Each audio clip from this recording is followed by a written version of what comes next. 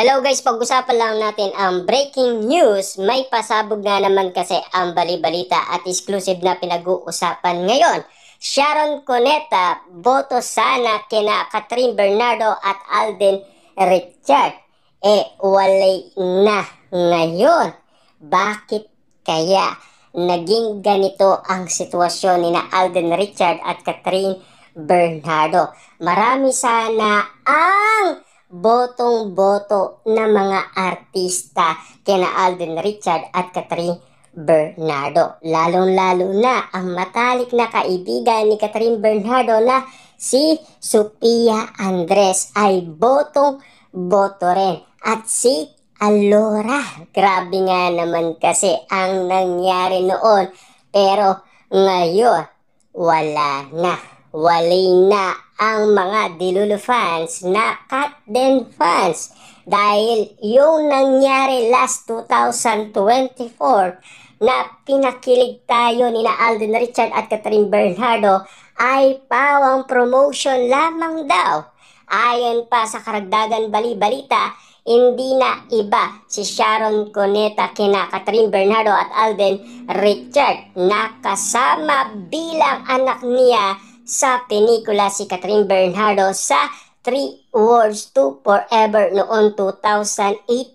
Samantalang Sharon and Alden worked together in Family of Two last year. Sapat na ito para ganap na makilala ng megastar ang pagkatao ng dalawang taong nalink sa isa't isa at inintrigang magkaiwalay ngayon.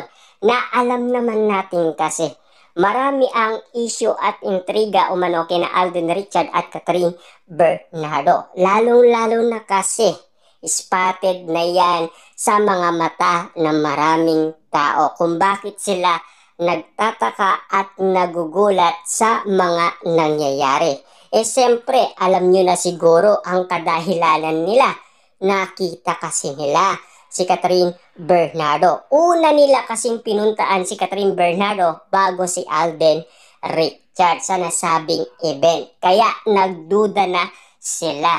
Hindi pa man that Sharon approve of their real life relationship. Kung sakali aniya, oo naman pareho silang mabubuting tao. Naiiyak nga lang daw si Sharon na personal na alamin muna kay Alden ang real score sa kanila ni Catherine Bernardo. Magkagalit nga ba sila? Gusto ko ngang itanong, anak, totoo ba saad ng singer-actress na si Sharon Cuneta? Grabe nga naman kasi, no? Pati si Sharon Cuneta ngayon ay nagtatanong na rin kay na Catherine Bernardo at Alden Richard. Pero mas mabuti kasing itanong daw ni Sharon Cuneta kay Alden Richard dahil siya ang lalaki. Na alam naman natin kasi na baka meron siyang makuwang idea na hindi pa natin nalalaman. Kasi si Alden Richard hanggang ngayon tahimik pa rin sa press at ayaw niya umanong magsalita kung katotohanan nga ba ang lahat ng mga issue at intriga sa kanila ni Catherine Bernardo. Kahit na si Catherine Bernardo tahimik pa rin.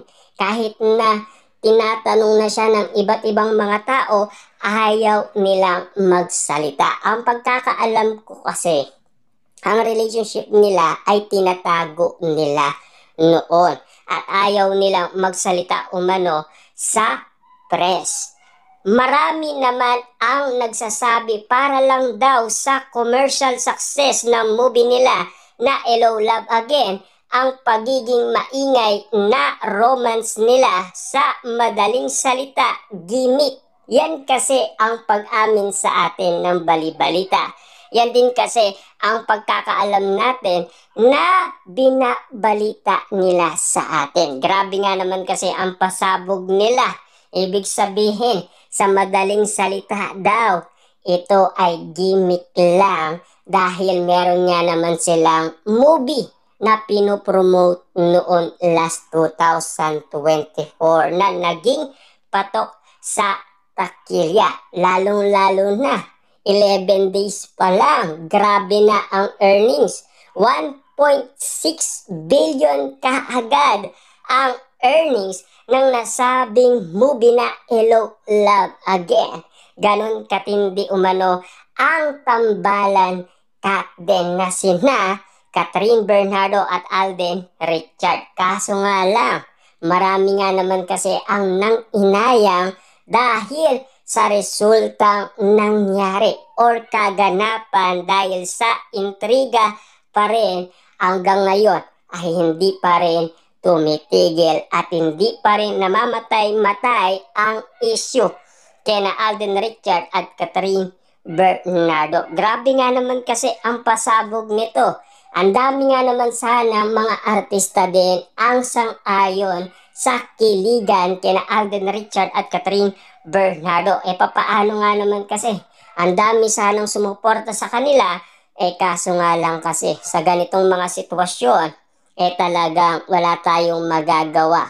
Kagustuhan niya ni Catherine Bernardo at Alden Richard. Lalong-lalo na kasi kung kinilig man tayo at nabaliw sa kanilang arutan at kiligan, yun lang yun. Hanggang doon lang yun. Kahit na tayo ay napanood natin ang nasabing movie na talagang grabe. Yung kissing scene ni Alden Richard at Catherine Bernardo na talagang kakaiba sa panlasa ng maraming tao. Lalong-lalo na sa Katniel fans dahil kinagulat nila yon at durog na durog ang kanilang puso. Papaano nga naman kasi kakaiba ang pinaranas ni Catherine Bernardo at kakaiba ang pinakita niya. Grabe nga naman kasi ang naging karakter ni Catherine Bernardo. Lalong-lalo na kasi yung pinagdadaanan ni Catherine Bernardo, parang pinagdaanan niya sa kanyang karakter bilang Joy sa totoong buhay. Dahil sa iwalayan Katniel, na alam naman natin kasi nagkaiwalay si Joy at Ethan. Dahil sa nangyari umanong kaganapan na si Ethan ay nagkaroon nga naman kasi ng hindi pagkakaintindihan